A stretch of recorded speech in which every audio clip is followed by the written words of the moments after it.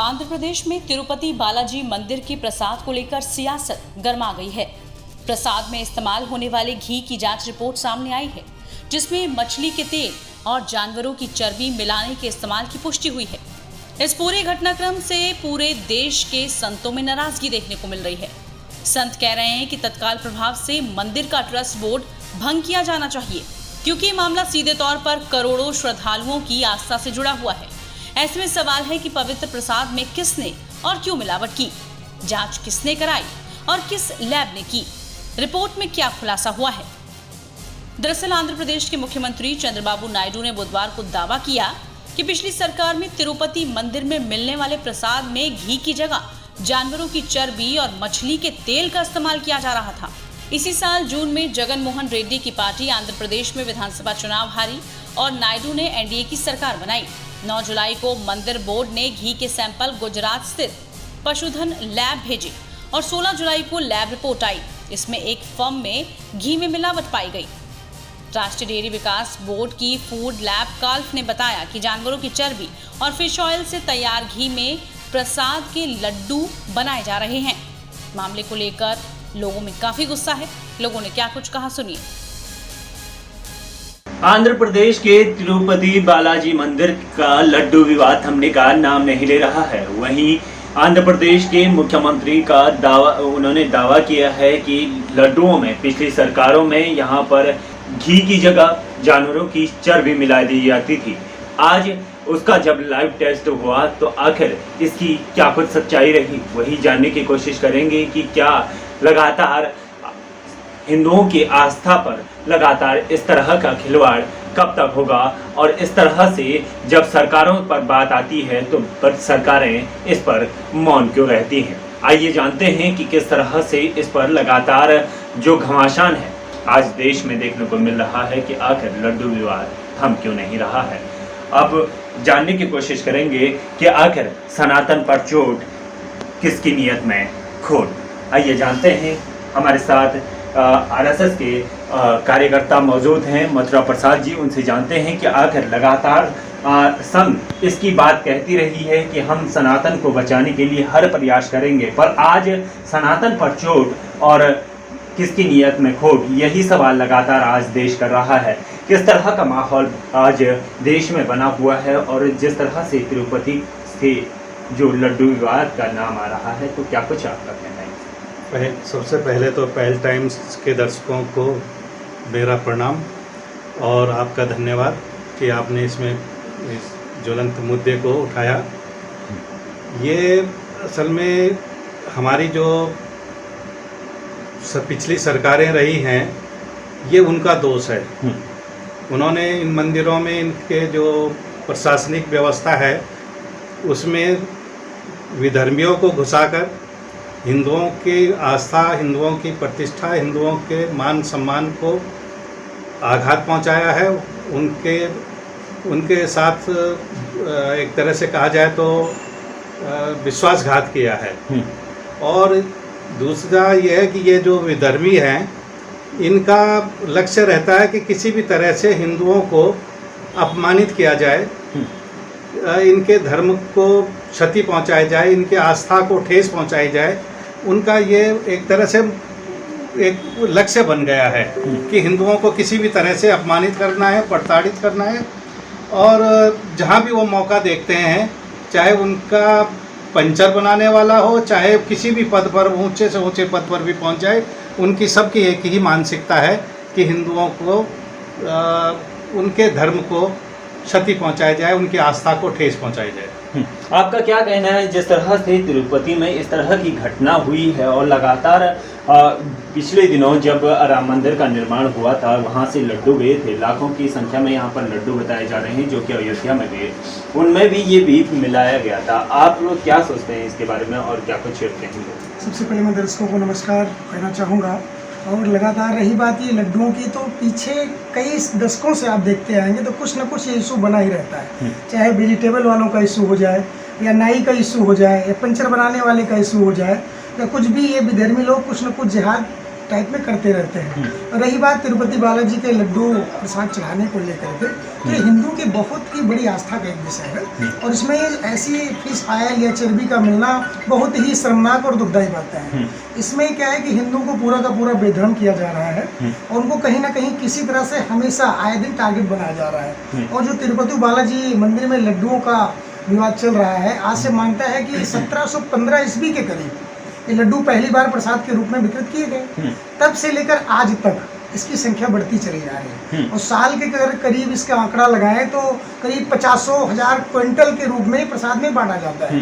प्रसाद लेने के साथ साथ ही वहाँ के जो है श्रद्धालुओं का, दर्शकों का ये है कि प्रसाद तो लेते ही हैं पर इसको घर में रखने की भी एक आस्था है और इसका बड़ा ही शुभ फल प्राप्त होता है। लेकिन जब से वहाँ के सीएम श्री चंद्रबाबू नायडू जी ने को किसी इन्फॉर्मेशन के जरिए सूचना मिली कि हमारे जो हिंदू भाई हैं या हिंदू मंदिर है उसमें जो बालाजी मंदिर में लड्डुओं का प्रसाद चढ़ाया जा रहा है उसमें ऐसे कुछ अराजक तत्व भी शामिल है जो कि उसमें फिश ऑयल, मांस की चर्बी ये सब मिला करके हिंदू का धर्म भ्रष्ट कराया जा रहा है। तो उन्होंने इस बात को गंभीरता से लेते हुए एक लैब टेस्ट के जरिए कि भाई सत्यता क्या है पता किया जाए। तो अभी विगत कुछ दिनों पहले ही एक रिपोर्ट से खुलासा हुआ कि ये जो लांछन लगाए गए थे हिंदुओं के विरोध में कि ये भाई यहाँ पे लड्डुओं में चर्बी मिली, उसकी पुष्टि हुई है। तो कौन लोग हो सकते हैं ये? बेशक है जो हमेशा हिंदुओं को टारगेट करते आए हैं, वो चाहे मुगल काल से देख लो, अंग्रेजों के टाइम से देख लो या स्वतंत्रता के पहले या स्वतंत्रता के बाद देख लो। अब हम खुलकर बोलें कि जो है कि हिंदू मुस्लिम तो लोग सभी कर रहे हैं, लेकिन कहीं ना कहीं इनका है, कहीं आरओ का पानी बदलने के उसमें फिल्टर में कुछ ना कुछ मिलता है, कहीं जूस में कुछ दिक्कतें आ रही हैं, हमारे प्रसाद में दिक्कतें आ रही हैं। अभी पीछे क्या है, हरिद्वार का एक मैटर आया जिसमें गंगा दर्शन के नाम से जो है कुछ रेस्टोरेंट खोले और उसमें सब्जी के अंदर ग्रेवी मिलाई जा रही है, मीट की जो है ग्रेवी मिला के दे रहे हैं। ठीक उसी प्रकार से लड्डू में मांस की चर्बी और फिश ऑयल मिला दे रहे हैं। तो ये हमेशा से ही किसके मन में खोट है, किसके अंदर विरोधियों में जो आशंकाएं हैं बुरी हैं कि हमेशा हिंदू ही टारगेट होता है, कभी किसी हिंदू के जरिए किसी मुस्लिम को कभी टारगेट किया गया। तो ये बहुत ही गंभीर विषय है और मैं इस बात की बहुत ही कड़ी निंदा करता हूँ।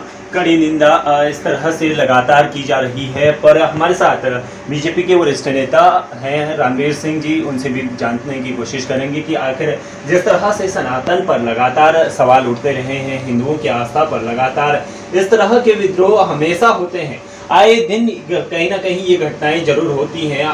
पिछले घटना देखी होगी गाजियाबाद में जो जोश में मलमूत्र मिलाया गया था, फिर भी पिलाया जा रहा था। पर यहाँ पर इस तरह की घटना होना, एक मंदिर के अंदर लड्डुओं का बढ़ना और आपकी सरकार जो गठबंधन के अंदर है और आपकी सरकार पर भी तमाम इस तरह के क्वेश्चन मार्क लगते रहे हैं और आज भी लग रहे हैं, क्योंकि तिरुपति की बात यहाँ पर आती है तो जरूर उठेंगे।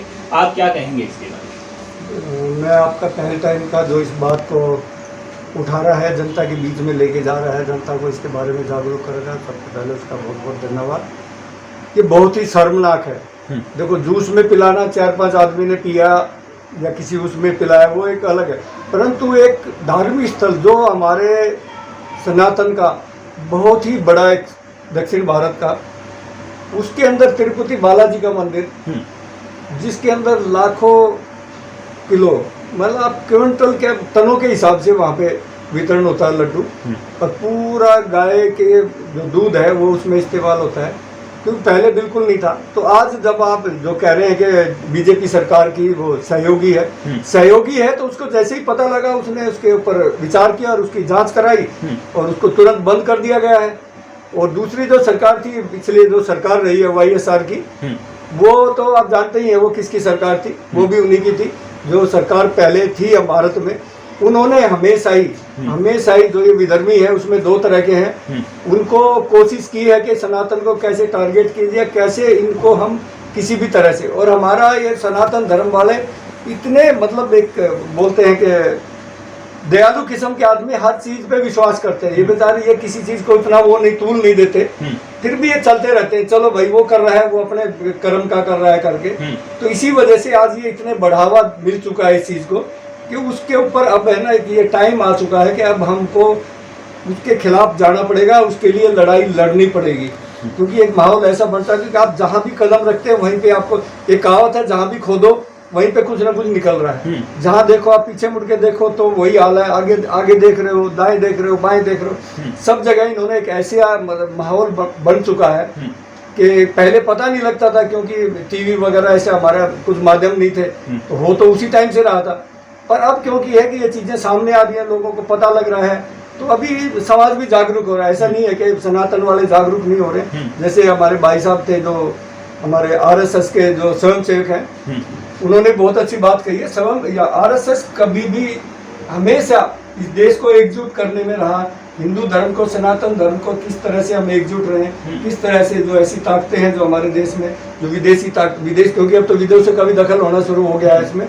अब देख रहे हैं हमारे जो श्रीमान जी एक जाके वहाँ विदेश में जाके जब जाते हैं, जब देश में हमारे देश के खिलाफ बोलते हैं, तो वो तो एक विद्रोह का है कि देश के खिलाफ बोलना। अरे आप अपने देश में कुछ भी कीजिए, आप देश में लड़िए, बाहर जाके अपने देश के बारे में बोलते, तो इससे बड़ा मतलब बेवकूफ आदमी मतलब बोलते, मैं बोलता हूँ उसके खिलाफ है ना 500-700 FIR हो जानी चाहिए, ताकि वो घूमता घूमता पागल हो जाए। राहुल गांधी पर तो आपने कई सारे सवाल खड़े किए, पर बांग्लादेश में जो हिंदुओं के साथ अत्याचार हुआ उस पर किसी ने भी कुछ भी कहने के लिए तैयार नहीं है, जबकि हिंदुओं पर कई अत्याचार है, उन्होंने खुद अपनी लड़ाई खुद ही लड़ी। नहीं, ऐसा नहीं है कि विरोध नहीं किया था। विरोध हमारे भारतीय जनता पार्टी ने बराबर, उसका संघ ने बराबर उसका विरोध किया है। ऐसा नहीं है कि विरोध नहीं किया, उन्होंने खूब विरोध किया।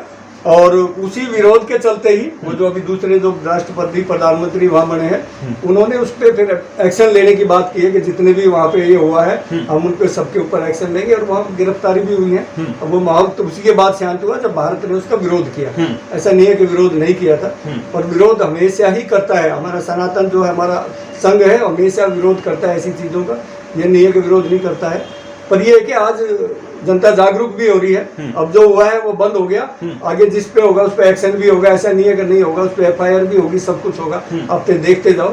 और हम सब उसके लिए है ना, ऐसा नहीं है कि सब सनातनी अभी इकट्ठे हो रहे हैं, लोगों को समझ में आ रहा है। हाँ, इतने ही हिंदू इकट्ठा अगर हो रहे हैं तो भारत बांग्लादेश का हाल ही में मैच भी चल रहा है, उसको लेकर सोशल मीडिया पर तमाम पोस्ट युवाओं ने किए, हिंदुओं ने तमाम पोस्ट किए कि भारत बांग्लादेश का मैच नहीं होना चाहिए। हिंदुओं की आस्था को उस देश से काफी ठेस पहुंची है, इसको रोकना चाहिए। भारत सरकार को ही नहीं बल्कि ICC के तमाम लोगों को टैग किया गया, तमाम सोशल मीडिया हैंडल्स पे लिखे गए।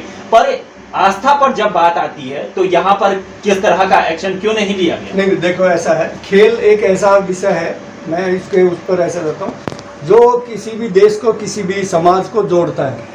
खेल कभी भी है ना, खेल कभी भी किसी को तोड़ता नहीं है, किसी समाज को, किसी धर्म को कभी नहीं तोड़ता। किसी भी खेल को आप देखिए, वो जब खेल खेला जाता है वो एक अलग वो है, वो कभी भी नहीं तोड़ता। उसको आप करके भी उसका क्या किया आता है आपने, तो खेल के ऊपर नहीं जाता। फिर भी ऐसा जिन लोगों ने किया है ना, वही लोग हैं जो बांग्लादेश में विरोध नहीं किए थे। परंतु आज बांग्लादेश में टीम आ रही है तो उसका विरोध करने, उसके लिए टैग कर, उन लोगों ने वहाँ कभी टैग नहीं है, क्योंकि वे सब भी वही हैं। मीडिया पे वो सब छद्म बन के, सब अपना रूप बदल के, और वो सब है ना, वो इसको टारगेट करना चाह रहे हैं कि आप इस चीज को उछा लो ताकि आपका अंतर्राष्ट्रीय उस पर भी एक आपका बुरा प्रभाव पड़े। विदेश मंत्री जयशंकर ने कुछ ही दिन पहले बयान दिया है कि पाकिस्तान से कोई समझौता नहीं करेंगे। अगर पाकिस्तान की बात आती है तो क्या पाकिस्तान से भी इसी तरह पाकिस्तान में क्या है कि पाकिस्तान से सिर्फ एक ही है कि पाकिस्तान हमारे देश में आतंकवादी गतिविधियों को बढ़ावा देता है। वो कभी भी नहीं मानता और वो अपनी बात पे बिल्कुल अड़ा रहता है। कुछ को कितना भी कोशिश करो वो रुकता नहीं है। तो बांग्लादेश का ऐसा नहीं हुआ कि बांग्लादेश ने कभी आतंकवादी गतिविधि भारत में की हो, और उनके देश में था, जो हुआ उसका भारत ने विरोध किया। पर अगर ऐसा कुछ होता है भारत विरोध, परंतु वो तो आतंकवादी देश है ना, उसके अंदर तो कितने आतंकवादी जो घोषित कर दिया, अंतर्राष्ट्रीय आतंकवादी घोषित कर, जो इसलिए उसका विरोध है। अच्छा, जो हिंदुओं की आस्था को ठेस पहुंचाया गया वो आतंकवाद से कम हो गया? नहीं, उसका वो आतंकवाद से कम है। देखो ना, उसका विरोध किया ना, हमने विरोध किया उसका, किसने नहीं किया विरोध? हाँ, जो हमारे अंदर जयचंद है ना, वो विरोध नहीं करते, वो सिर्फ इस चीज का मजा उठाते हैं। अभी राहुल ने क्या बोला, एक भी कांग्रेसी ने, एक भी जो संगठन है वहाँ, उन्होंने कभी नहीं बोला कि भाई उसने भारत के सरदारों के खिलाफ क्यों बोला। उन्होंने पंजाब के खिलाफ बोला, हिंदुओं के खिलाफ बोला, उसने क्या नाम है आरक्षण के खिलाफ बोला। अब कोई नहीं बोल रहा, सिर्फ बीजेपी, सिर्फ एक भारतीय जनता पार्टी संघ सिर्फ वही बोल रहा है कि भाई ये ऐसा क्यों बोल रहा है। वहां से विदेश मंत्री ने बोला वहां जाके, ये ऐसा है, ये कभी ऐसी चीज़ों के खिलाफ ये कभी नहीं बोलते। जो विपक्षी इकट्ठे हो गए ना सारे, ये नहीं बोलते। सारी गलती यही है, क्योंकि यही सब पीछे से होता आ रहा भारत में। अभी उसी को सुधार का दौर चल रहा है और ये टाइम आएगा। देखो ये टाइम आ रहा है, धीरे धीरे ये सब लाइन पे लगेंगे। मोदी जी जो कह रहे हैं ना, सब लाइन पे आ जाएंगे। अभी देखते जाओ, टाइम आ रहा आगे आगे। अभी ये 29 तक सब 29 में 29 में सब बराबर हो जाएंगे। हाँ, राहुल गांधी की बातें बड़ी याद आ रही हैं, पर जब हिंदुओं की आस्था की बात आती है, बांग्लादेश की बात आती है या पाकिस्तान की बात आती है, तो यहाँ पर खेल जगत की भी बात आ जाती है। एक प्रश्न है, आखिर जिस तरह से बांग्लादेश और भारत के मैच का बाइकआउट यहाँ पर करने की बात कर रहे थे, पर यहाँ पर हिंदुओं की आस्था पर जब बात आई तो सरकारें मौन बैठी थी। और आज जब खेल जगत की बात आती है तो आपने सुना कि किस तरह से इन्होंने बाइकआउट किया इस चीज का, और आप हिंदुओं की आस्था पर जब ठेस पहुंचाई जा रही है तो आप मौन क्यों हैं? ये प्रश्न ऐसा है। कोई भी आंदोलन सफल तभी होता है जब समाज उसके साथ होता है। यानी कि बहुसंख्यक समाज यदि सड़कों पर उतरेगा तो उसकी बात मानी जाएगी। मुझे एक बार ध्यान है कि मुंबई में कोई मैच पाकिस्तान के साथ चल रहा था। उस समय बालाजी साहब थे, उन्होंने कहा कि यहाँ मैच नहीं होगा और पिच खोद दी गई थी, मैच नहीं हुआ। बाल ठाकरे साहब ने।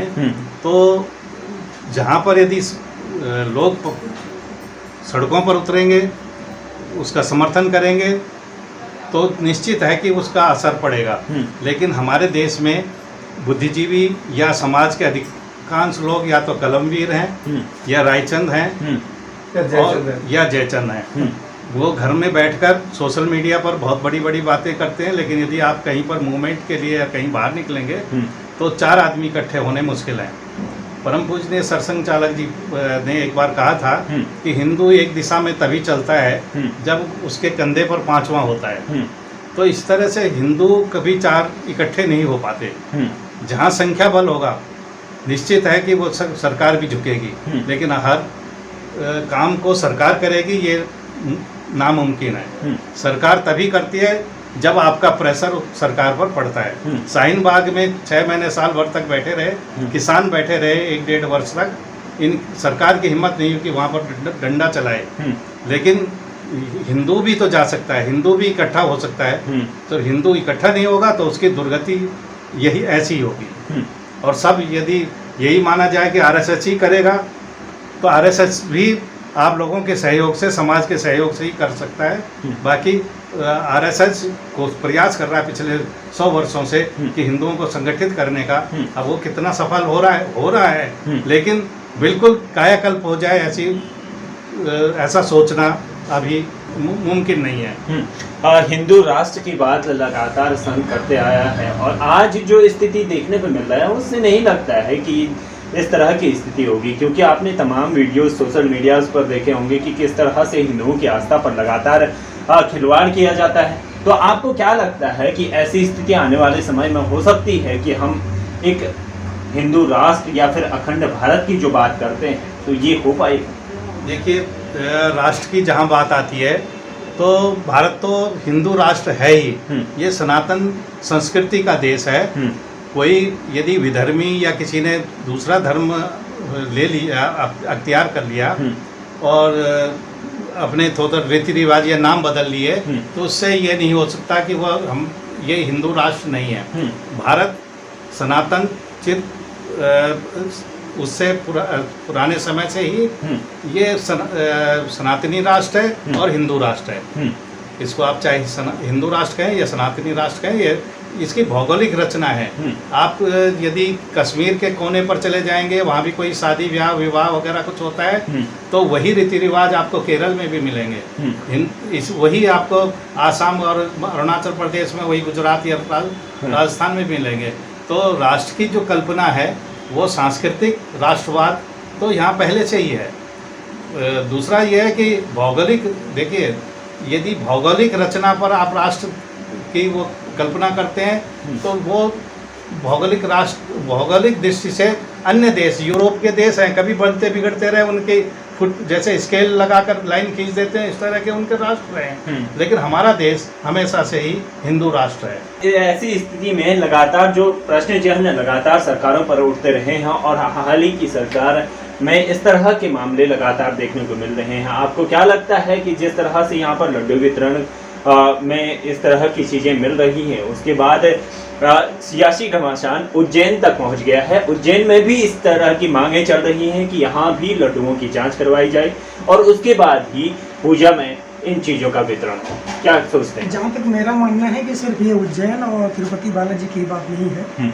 भारतवर्ष में समस्त जितने भी धार्मिक स्थल हैं, चाहे वो माँ वैष्णो देवी का धाम हो या मथुरा काशी हो, हर जगह इसकी टेस्टिंग होनी चाहिए कि वहाँ जो भी प्रसाद मंदिरों में तक चढ़ाया जा रहा है और जो वहाँ के श्रद्धालुओं भक्तजन के जरिए घर तक पहुँच रहा है उसकी प्योरिटी कितनी है। क्योंकि अगर ये चीज़ नहीं की जाती है तो आए दिन कभी काशी, कभी मथुरा, कभी बालाजी, कभी तिरुपति, ऐसे चलता रहेगा और चीज़ें एक साथ धीरे धीरे खुलकर आती रहेंगी। तो अगर इस पर एक साथ ही कुछ ना कुछ एम बना करके हम काम करेंगे तो थोड़ा सा विधर्मियों से हम बच सकते हैं, अपने धर्म को बचा सकते हैं। और रही बात कि ये होता क्यों है कि भाई लड्डुओं में आज चर्बी मिल रही है, कहीं कुछ मिल रहा है, तो पीछे कुछ जो एडमिनिस्ट्रेशन सिस्टम है, जो कि कोई भी समिति है या संगठन है जो उसको मेंटेन करता है सुचारू रूप से एक संगठन को चलाने के लिए, तो उसके पीछे का जो एक लोगों का संगठन है जो वहाँ पे कार्यरत है, उसमें कुछ विधर्मी लोगों को एंटर करा दिया गया है किसी न किसी तरीके से, चाहे उनको हिंदू का रूप दे करके या उनका नाम बदल करके। तो ये गतिविधियाँ वही करते हैं क्योंकि अब हिंदू और सनातन धर्म का